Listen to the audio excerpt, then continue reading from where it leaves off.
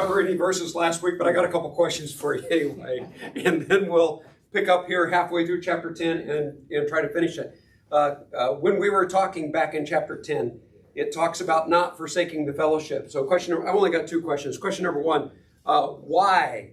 Why is it we're not supposed to forsake the fellowship? What are a couple of things that the Hebrew author mentions that are so important for us to be together and not put off being around one another? I mean, we can see this all the time, right? You see it in Christians when they start. You've noticed this, right? People kind of withdraw. And when they withdraw, the rest of us are really concerned, and appropriately so. Because what happens to you when you withdraw? What happens to you when you don't have that fellowship? Well, let's start with, what does the Hebrew author focus on? Temptation. Which question are you asking? Okay, I heard that one. I missed that one. Maybe it's appropriate. I should have missed it.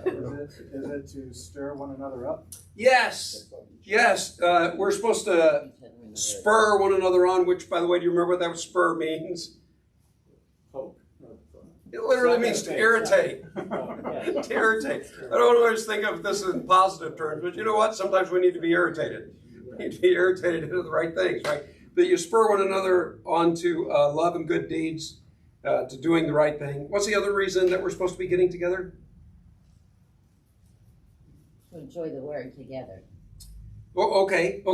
The Hebrew author uses a word that's usually translated encourage, encouraging one another. So there's this irritating side, goading side, and there's this encouraging side. But the idea is to keep us faithful, to keep us away from temptation, keep us closer in our walk with God, which means we have to be closer in our walk with each other. Question number two, what happens to those who keep on sinning? According to chapter 10. If you keep on sinning, there's a strong warning here. What is the warning? A fearful expectation of judgment? Yeah. And remember, that word for fearful is a very strong word. It's a frightening expectation of judgment. And he repeats the word, that same Greek word again, after he talks about it a little while. He says it's a frightening thing to fall into the hands of God in judgment in this way. Okay. That's very true. We shouldn't keep on sinning because there's no longer forgiveness for sins. But is this talking about any old sin? Is this talking about, you say bad words and you just, oh boy, I keep saying bad words. I guess there's no more forgiveness for me. I guess I'm hellbound. Is that what this is talking about? No, you're shaking your heads no. Specifically in the context here, what is he talking about? Let me say it this way. I think he's pretty clear that he's not talking about any old sin.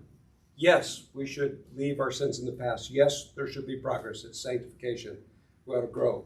But he is not talking about if there's any particular sin in your life that you repeat, you can't be forgiven. That's not what he's saying. What is he saying? Leaving the faith. Yeah, leaving the faith. I'll take that. Specifically, he's talking to this is an overview of the entire message of the book. He's talking to Hebrew Christians, Jewish Christians who are going back to the Old Covenant. And he says, if you go back to the Old Covenant and understand this, no longer forgiveness of sins. The sin he's identifying here is turning, in fact, if you got your Bibles open, we'll just start by rereading these verses. He says, let's pick up reading in verse 26. We already read this, but we'll make it in way of review. If we deliberately keep on sinning after we have received the knowledge of the truth, there is no sacrifice for sins left, but only a fearful expectation of judgment and raging fire that will consume the enemies of God. Now, keep reading because he's going to explain this. Anyone who rejected the law of Moses died without mercy in the testimony of 2 or 3 witnesses. You died in the Old Testament. You committed sins against God, right? Here's this comparison. How much more severely do you think one deserves to be punished who does what? See, here's the sin that he's talking about. That if you keep on doing this, there's no forgiveness. If you keep on doing what? Trampled the Son of God underfoot, who was treated as unholy, an unholy thing, the blood of the covenant that has sanctified them, who has insulted the Spirit of grace. For we know him who said, it is mine to avenge, I will repay. And again, the Lord will judge his people. It is a dreadful, fearful, frightening thing to fall into the hands of the living God. Okay, if you want to face God on your own merits, you give up Jesus, you want to face God on your own merits, you ought to be scared to death. Ought to be scared to death. Okay, that's against the backdrop of the Hebrew author saying several times, though, as Christians, we ought to face God with confidence. No fear at all. You ought to be afraid without Jesus. With Jesus, you ought to have confidence because he's the one who fully paid and you appreciate what he has done. So, verse 32, remember those earlier days after you had received the light. Did I point this out last time we talked about this? In the early church, receiving the light was a reference to what? Accepting Christ. Your baptism. Your baptism. Up in verse, where is it? Verse 22 talks about being washed with pure water. That's a little clearer reference to baptism. But in the early church, this idea of receiving the light was also considered a reference to your baptism. When you endured great conflict full of suffering. Sometimes you were publicly exposed to insult and persecution. At other times, you stood side by side with those who were so treated. You suffered along with those in prison and joyfully accepted the confiscation of your property because you knew that you yourselves had a better lasting possession. I can't help but to think we're going through James in the morning where he says, consider it pure joy when what happens? Yeah. When you experience trials of various kinds. Why? We have been going through James. Consider it pure joy when you experience trials of various kinds. Why?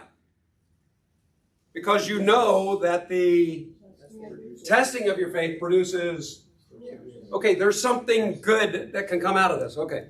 James tends to focus on what comes out good in us, spiritual development, right? The Hebrew author is going to make reference to that, especially over in chapter 12. But here, this seems to be more the idea of you persevere under trial, understand this, cha-ching, cha-ching, your account in heaven is getting bigger, right? Okay, second, I wrote it on the board and then I erased it. So that's why it's not there. 2 Corinthians chapter 4. 2 Corinthians chapter 4, it's verse 17, talks about this light, momentary affliction is not worthy to be compared to the weight of glory that's waiting for us. Okay, again, Paul talks to the church of Corinth, and he presents it in this light. Sometimes, let's review this real quick. Sometimes you go through difficulties because God's trying to teach you something. Is that true? Yeah, definitely. Hebrews chapter 12. Sometimes you go through troubles has nothing to do with you at all.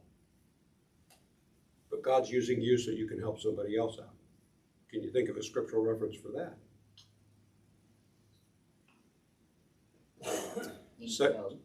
There are several of these, but 2 Corinthians chapter 1, Paul says we don't want you to be ignorant about all the suffering that we went through. And he specifically says it had nothing to do with us. But we experienced this so that we might be able to help you in your time of suffering. Sometimes it has to do with us growing. Sometimes it has nothing to do with us. It's somebody else. Sometimes it's just because Satan is involved. Sometimes, can you think of somebody suffering simply because of Satan? Job is a classic example of that.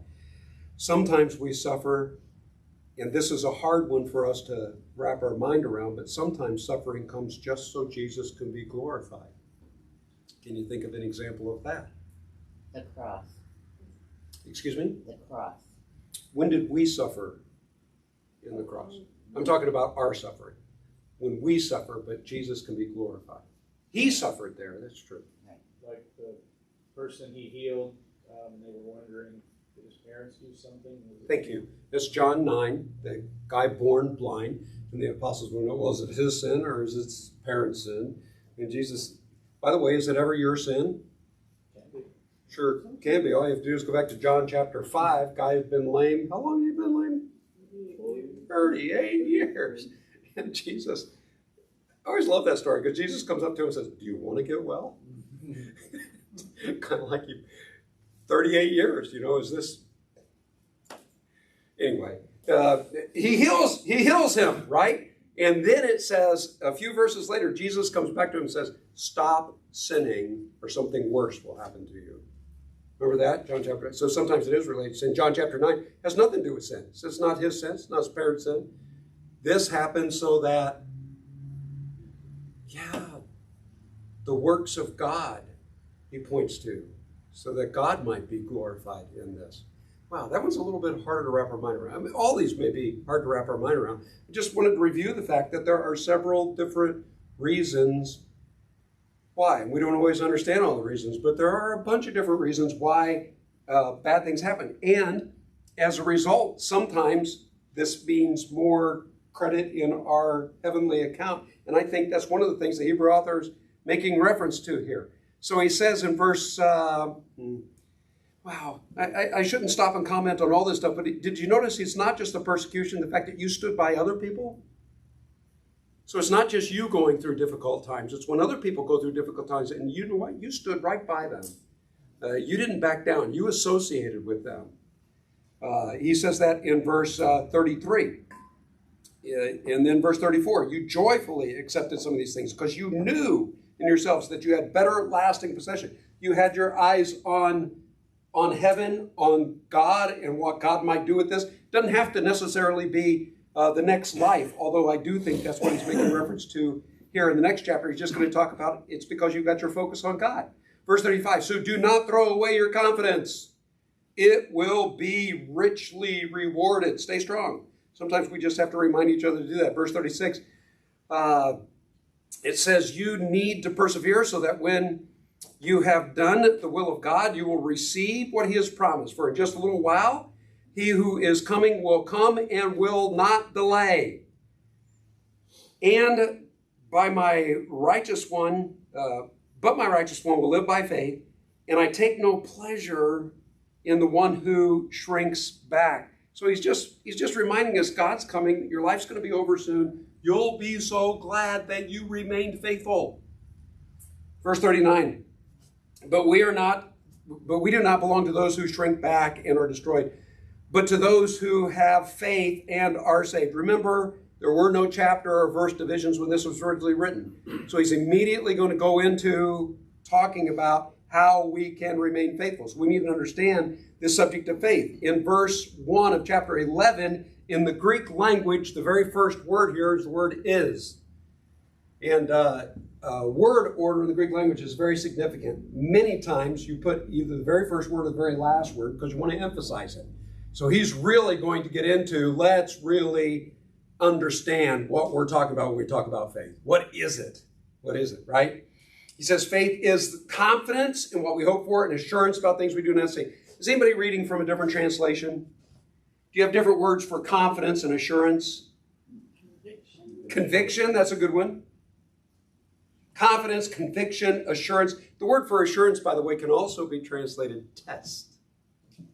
It's a test. I like that. Anyway, the focus is on the fact that it's not here, it's not in front of us, it's not something that's tangible necessarily, but we have great confidence in it. We have a trusting kind of belief. Let's just go with that. He says, this is what the ancients, by the way, the word here literally means elders, but it's talking about those who are faithful before us, were commended for. By the way, his audience is going to love this list, right? Because they're Jewish people. He's going to give a whole bunch of examples of Jewish people who remain faithful to God, and he's going to bring this full circle and say, that's why you ought to be faithful to Jesus, right? So he's going to go back to their history again and focus on this. I love this chapter. Great example of the faithful. He says in verse 3, by faith we understand that the universe was formed at God's command, so that what is seen was made out of what was not made. Sorry, I'm having such a hard time. Was not made out of what is visible. This is referred to as creation ex nihilo. And what it simply means is out of nothing, out of nothingness. I love this verse. There are so many verses in the Bible that talk about creation, and when you put them all together like Hugh Ross, the Christian astrophysicist, has done, boy, it paints a beautiful picture. And this is extremely important picture, which a lot of people through the years have had great difficulty with, because why in the world would it say God created stuff that is out of nothingness? Because he's answering the ultimate question of life. Because you have to ask where the stuff come from. And the Bible does answer where the stuff comes from. It comes from God. So there was nothingness as far as the physical realm goes before God. He spoke it into existence. Okay, so he says, we understand that by faith. Can't maybe wrap our mind around it, but this is what the Bible tells us, and we know it's true because God has proven himself to be true. Verse 4, by faith, Abel brought, I love this one. He brought to God a better offering than Cain did. What kind of offering did, let me finish the verse, then we'll talk a little bit about Cain and Abel. By faith, he was commended as righteous when God spoke well of his offerings. And by faith, Abel still speaks, even though he said, okay, let's save that last part for just a minute. Cain and Abel sacrifices. What sacrifices did Cain and Abel bring to God? Abel brought his first set-aside lamb. Yeah, okay. So Abel's the one who brings the best of his flock, and Cain's the one who brings from produce. Very good. Okay, and Abel's sacrifice was viewed as pleasing, and Cain's was why? I shouldn't even ask a question like that because that's not fair, because the Bible doesn't specifically say. But we do know that Abel's sacrifice was looked on favorably and Cain's wasn't, right? So that's all we know. But can we speculate for just a second? We'll be real quick here. Why do you think?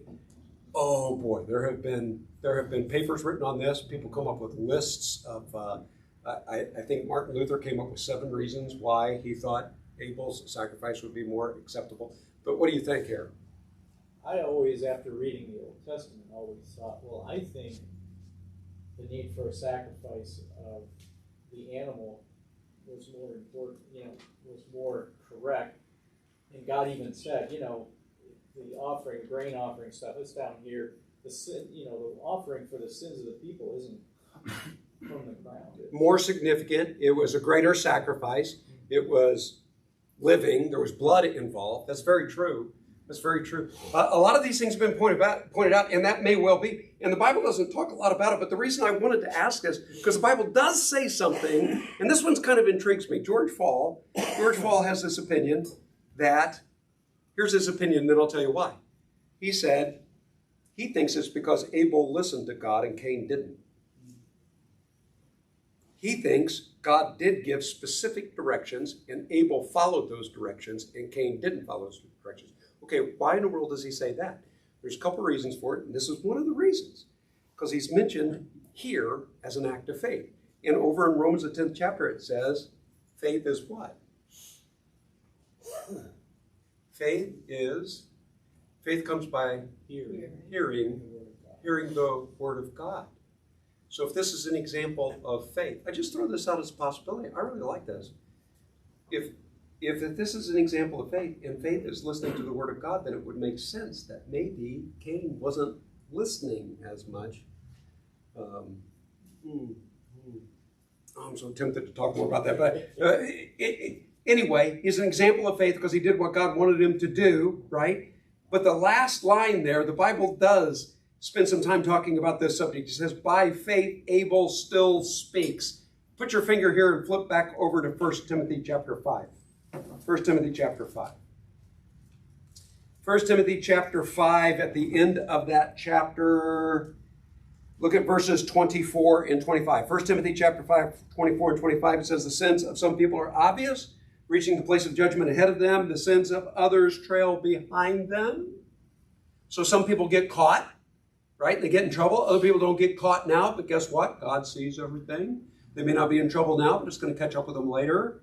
Look at verse 25. In the same way, some good deeds are obvious, and even those that are not obvious cannot remain hidden forever.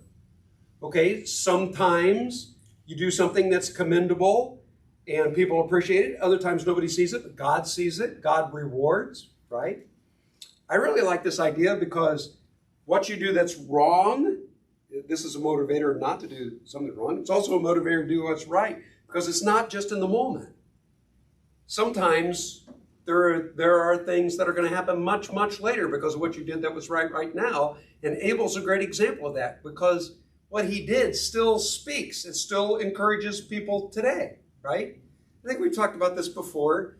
Hitler is a great example of this because there are people who, I don't even know what you call them, but people, I mean, I know some derogatory names, but there are people who follow Hitler's philosophy today, right? Bad philosophy. And they're still doing bad stuff because they follow a mindset that was promoted by Hitler. So Hitler's in trouble for doing a lot of bad things. His list of what he's in trouble for is still getting longer. Why? Because he has disciples out there today. Right? Okay. You can think of this two ways.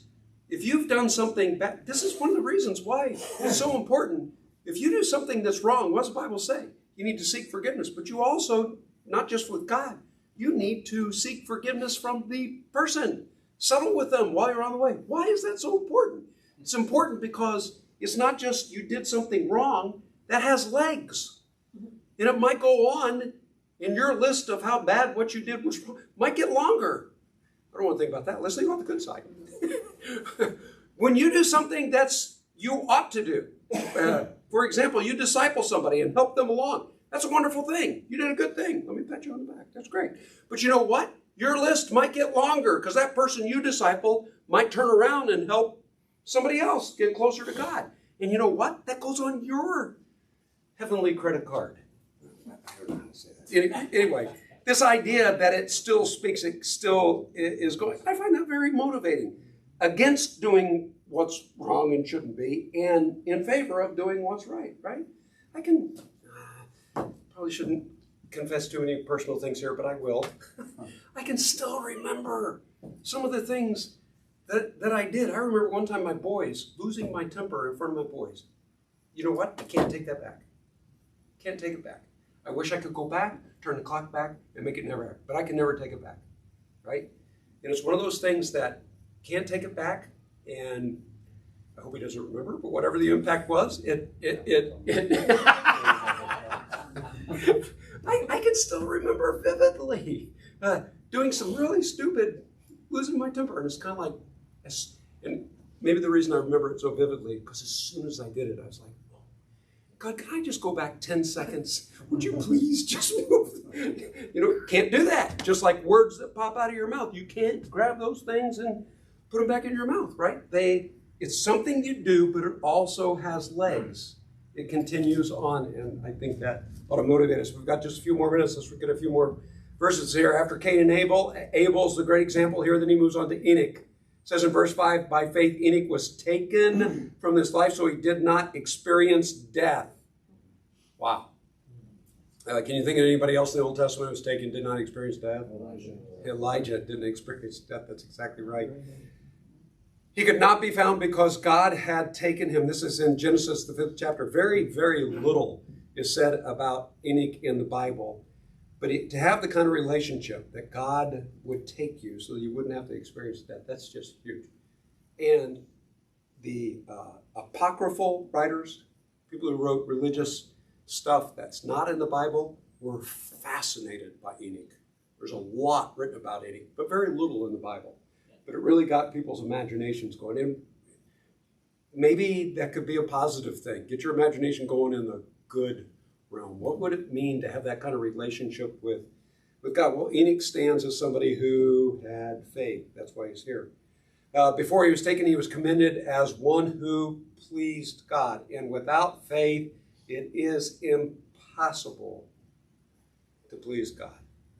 Okay, he's throwing in some examples, then he's making a point. He's going to throw in a few more examples. He's going to come back to this point. How important is faith? You must be faithful. That's why it's a fearful and dreadful thing to fall in the hands of the living God if you're not faithful, if you don't keep this commitment, if you don't hang on to Jesus. So see his bigger picture here?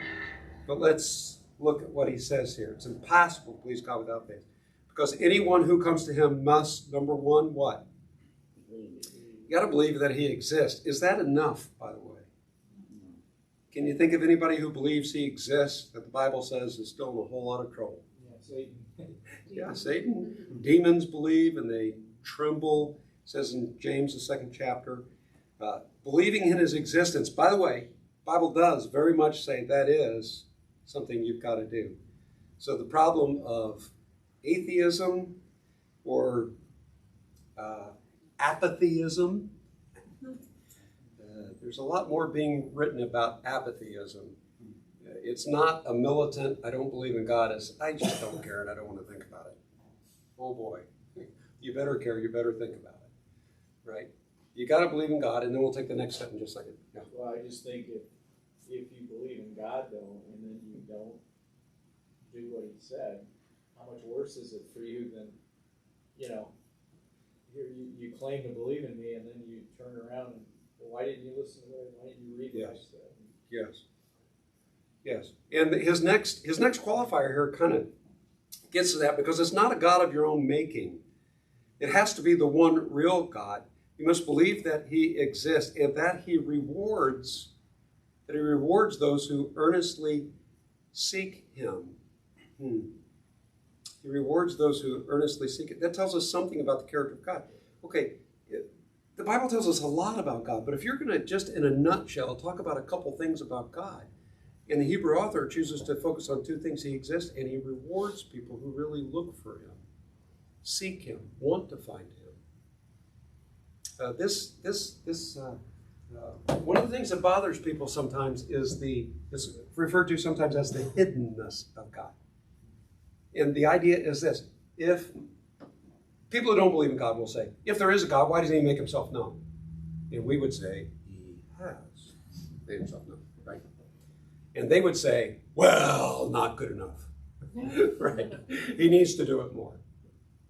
Well, that's a little presumptuous, isn't it? Isn't that assuming that you know how to be God better than God knows how to be God? Saying that way. But can we try to answer this question, why wouldn't God make himself more known than he has? Jesus made the point on earth that he wants people to seek him. He does. And they will find. Yes. So if you're really interested, it becomes more obvious. Yes. Yes. Yes. It eliminates part of the choice of free will. I agree with you. How does it eliminate the free will? Because in seeking him, you no longer have a choice to follow Jesus. It's an ultimatum. It's hell insurance. Better bend the knee to the king or not. Yeah. You bring up so many thoughts. If God made himself unmistakably known, so that he's in everybody's face, it would be impossible for people not to believe. But that's not the kind of belief he's looking for. He's looking for a desire to believe, a desire to have a relationship and understand him the way he is. There are a couple really great examples in the Bible. Can you think of a period of history where God made himself more undeniably present than any other generation? Exodus. Moses, yeah. Yeah. In the wilderness, every single day. You had manna, you had meat, you had water out of this rock that followed you around. You had the earth open up when people disobeyed, swallowed them up. You had fire come out from the tabernacle. You had that pillar of cloud and pillar of fire every single day. And yet, did that mean everybody loved God and were the kind of people? No. It takes more than that. God, being God, knows how much we need and how much we don't need to still allow us to have free will and make some choices. And if you want to find God, the promise is you will find God. But that's part of what he's looking for here. Do you want to get well? Do you want to find God? Do you really? We say those words, sometimes we think that, but are you lying to yourself? Is that something you really want? Or do you just want to, I don't want to think about it, I just want to live. Okay, we're done with that. We'll pick up with Noah next Sunday night. Verse 7, question, comment? Some great examples of faith here. Thank you for being here.